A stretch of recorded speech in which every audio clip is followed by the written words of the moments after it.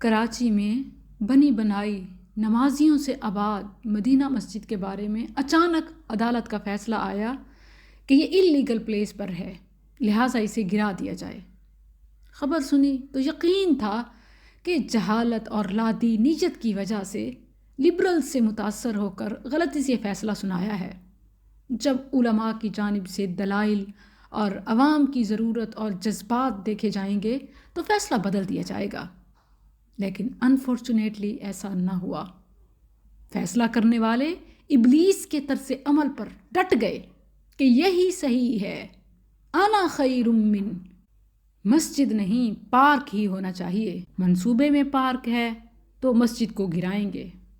افسوس کے لیے الفاظ نہیں، کیونکہ سچ بتاؤں تو خود خوف زدہ ہوں کہ احتجاج میں اتحاد نہیں یا زور بیاں نہیں کہ ابھی تک فیصلہ نہیں بدلا گیا۔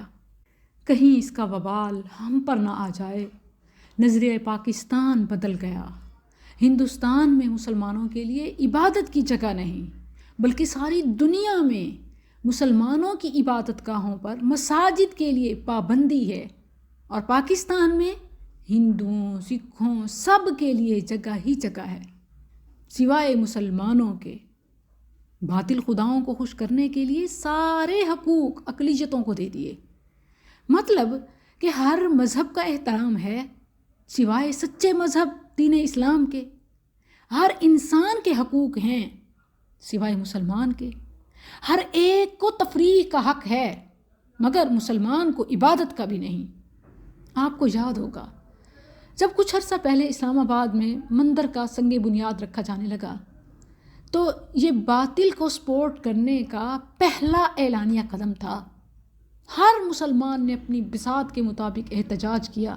وقتی طور پر معاملہ ملتوی ہوا، پھر آہستہ آہستہ ہم یہ سب سننے دیکھنے کے عادی ہو گئے اور اغیار کے راستے یوں ہموار ہو گئے۔ ضرورت دینی غیرت و حمیت جگائے رکھنے کی ہے۔